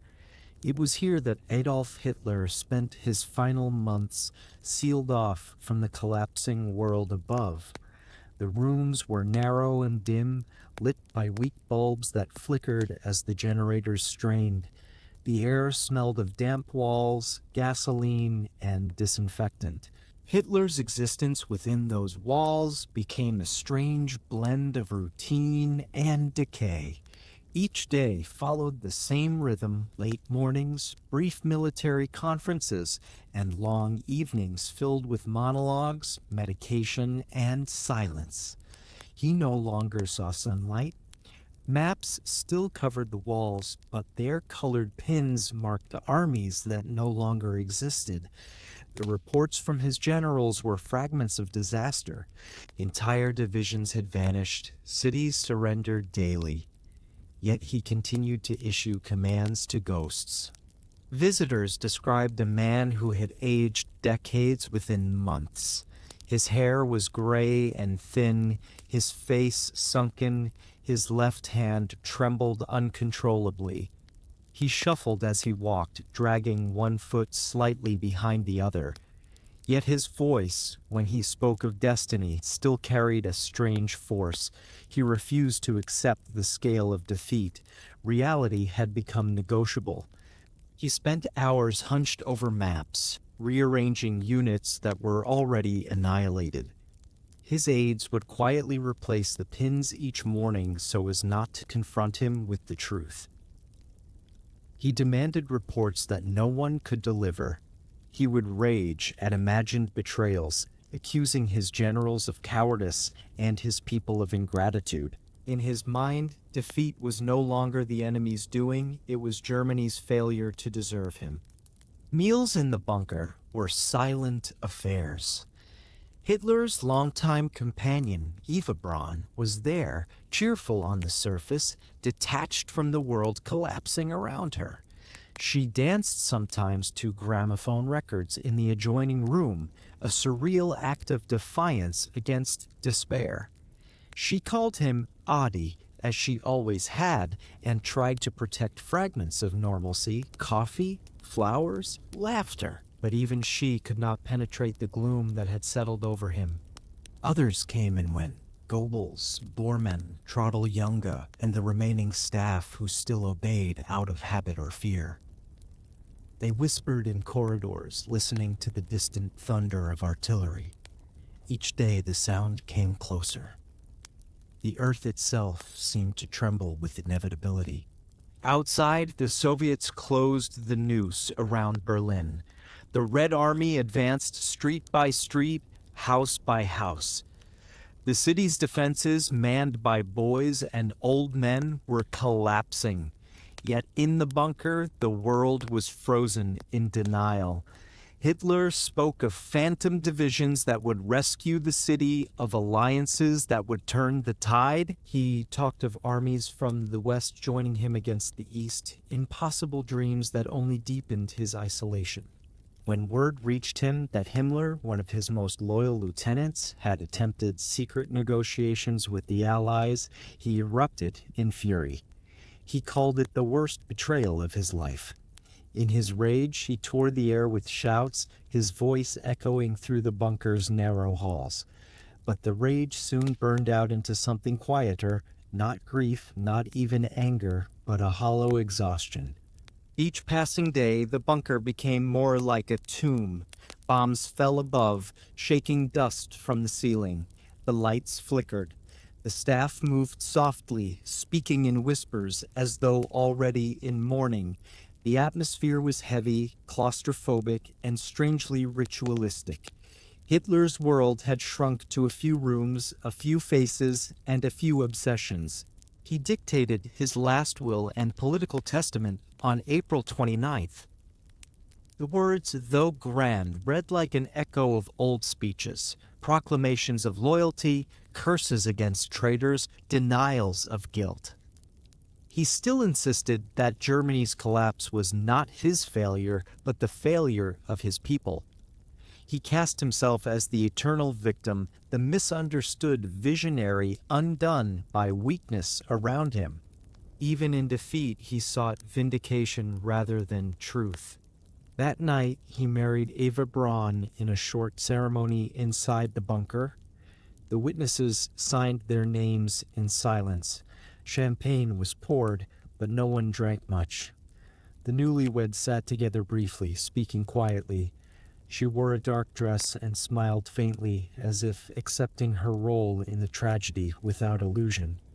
The following day, April 30th, 1945, dawned gray and trembling. Soviet shells shook the ground with every hour. Hitler met briefly with his staff, thanked them for their service, and withdrew to his private room with Eva. The door closed softly behind them. Those waiting outside heard nothing but a single muffled sound, the final punctuation of an empire built on noise. When the aides entered later, they found the two bodies. Hitler had shot himself. Eva had taken poison. Their faces were calm, almost indifferent. The staff carried them up to the courtyard above the bunker, where the smell of smoke and gunpowder filled the air. They doused the bodies with gasoline and set them alight, fulfilling his last command that his remains never be paraded by the enemy. Flames rose briefly against the gray sky before the wind scattered the ashes into the ruins of Berlin. Below ground, silence returned. The people who had lived for years in his shadow sat motionless. Some wept, others stared blankly. Outside, the guns of the Red Army thundered closer, marking the end of the Third Reich. The bunker, that final refuge of denial, had become both his prison and his grave. Inside those walls, the boy from Braunau, the failed artist, the soldier, the conqueror, and the dictator had all collapsed into the same void. His empire, like his mind, had consumed itself. Above, the city burned. Below, the myth was finished. In the next and final part of our story, we step beyond those ashes, into the silence left behind, where the world struggled to understand how one man's delusion could reshape humanity's conscience forever. Part 14. Death of the Führer. The final hours of the Third Reich unfolded in silence. Above ground, Berlin was a sea of fire and rubble, a city where the streets had no names left and the air smelled of dust and smoke. Below, in the bunker where Adolf Hitler had spent his last weeks, time had stopped altogether. When word spread among his staff that the Führer was dead, no one moved at first. It was as if the world had lost sound.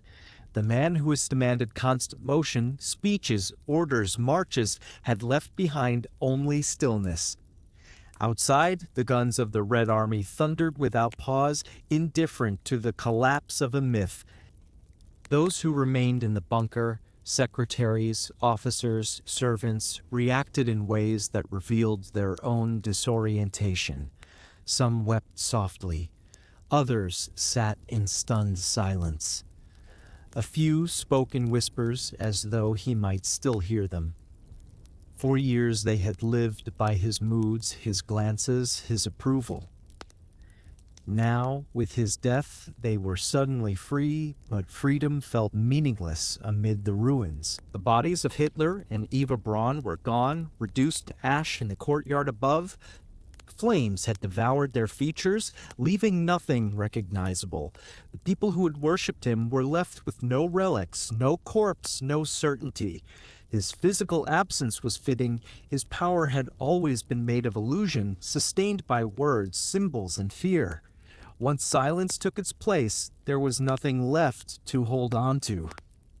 The bunker began to empty. Some fled into the burning streets, hoping to escape the encircling Soviets. Others stayed, waiting for capture or death.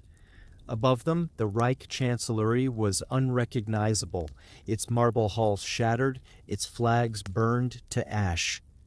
The once mighty empire had crumbled into dust and shadows. The Soviets entered Berlin days later. They found the bunker abandoned and dim, its corridors littered with papers, cups, and the smell of stale air. In one room, a map of Europe still hung on the wall, its red lines drawn in defiance of reality. The war was over, though its echoes would last for generations. In the weeks that followed, the news spread slowly through the ruins of Europe. Hitler was dead, but the relief that should have followed was muted, tangled in disbelief. How could so much destruction end in a single gunshot? How could a man who once filled stadiums vanish into smoke? The Allied leaders, though united in victory, faced a strange unease. There would be no trial, no confession, no reckoning in the light of day. Justice had come quietly, leaving behind questions that could never be answered by his silence. For those who had followed him, the reaction was confusion. Some refused to believe it. Others rationalized it, saying that their Führer had not died but ascended, that he would return, that his spirit still guided Germany. The myth did not die with the man. It lingered, shifting from reality into memory, from history into legend. In the ruins, Goebbels and his wife took their own lives, poisoning their 6 children first. Others followed suit, unable to imagine a world without him. It was the final act of devotion to a god who had turned out to be mortal. Outside Germany, the world tried to understand how such devotion had been possible. Reporters walked through the bunker, describing the peeling paint, the smell of fuel, the claustrophobic halls. It seemed impossible that such a small, squalid space had been the final command post of a man who once ruled half of Europe. Psychologists studied his speeches and writings, searching for the source of his power. Historians examined the conditions that had allowed his rise, the wounds of war, the hunger for pride, the machinery of propaganda, yet none of it seemed to explain how millions had believed so completely, or how ordinary people had participated in extraordinary cruelty. The question lingered like smoke over the ruins.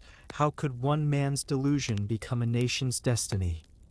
For those who had survived his regime, the prisoners, the persecuted, the displaced, his death brought no real peace.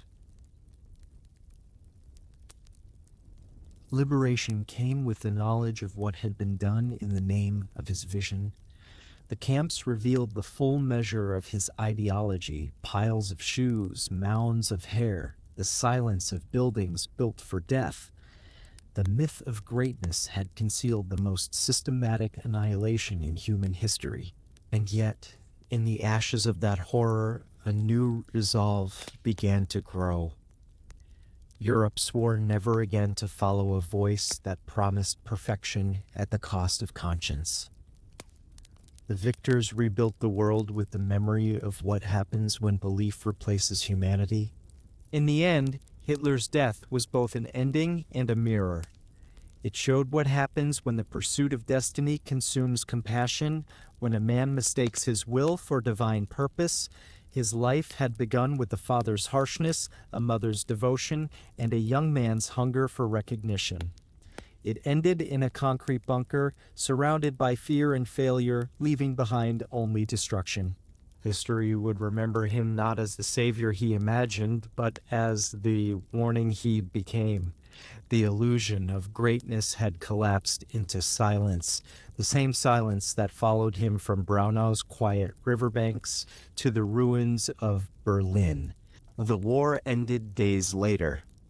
Flags of surrender replaced banners of conquest. The guns that had shaken continents finally fell quiet. And out of that quiet, the world began to rebuild, not yet healed, but awake. In the final part of our story, we leave the bunker behind and step into the years that followed, the echo of his legacy, the moral reckoning that shaped generations, and the fragile hope that rose from the ruins. Part 15, The Echo. The war had ended, but the silence it left behind was heavier than the sound of bombs. Europe lay in ruins, cities turned to dust, families scattered, hearts hollowed by grief. In that silence, humanity began to ask itself what it had just witnessed. How had civilization, a world of art, science, and faith, descended into organized madness? The man who had ruled through noise and motion was gone, yet his shadow lingered. The echo of his words still drifted through the rubble, carried not by radio or parade, but by memory.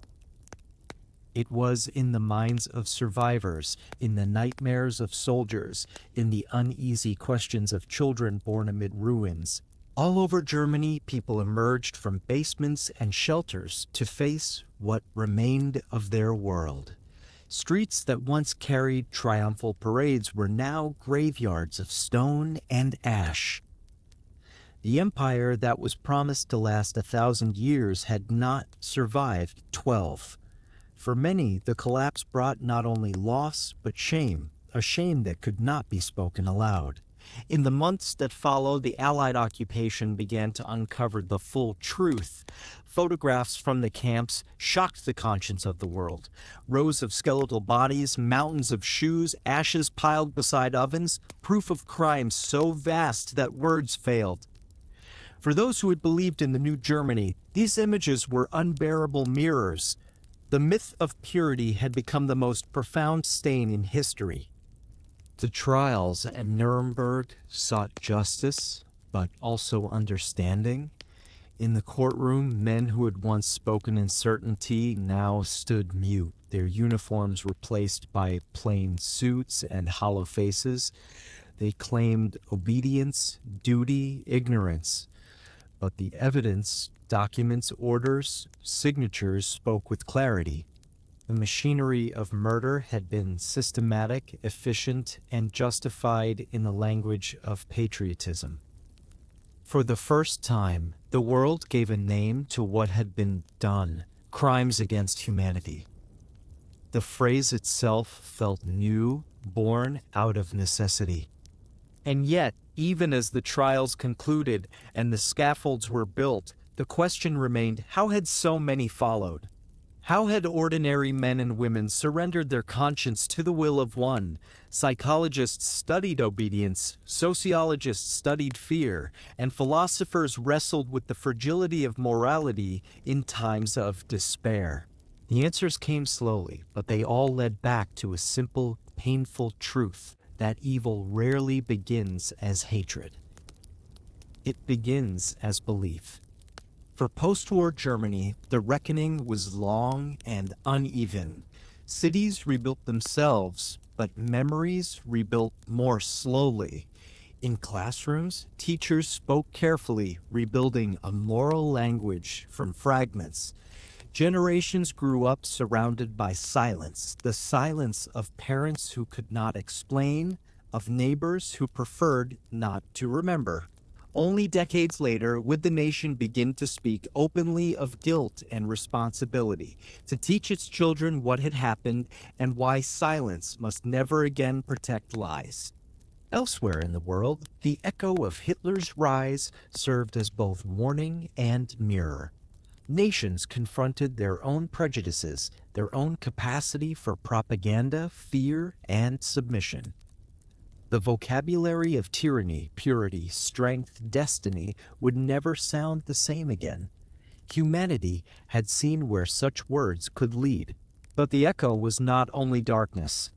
Out of the ruins came a fragile light, the Universal Declaration of Human Rights, the formation of the United Nations, and the idea that dignity and freedom were not luxuries, but the foundation of peace. The memory of the Holocaust became not only grief, but moral instruction. The world swore never again, though history would continue to test that promise. For survivors, remembrance became a kind of resistance. They told their stories to ensure that the silence which once hid horror would now preserve truth. As years passed, the image of Hitler faded from immediacy into history, yet he remains a figure impossible to forget.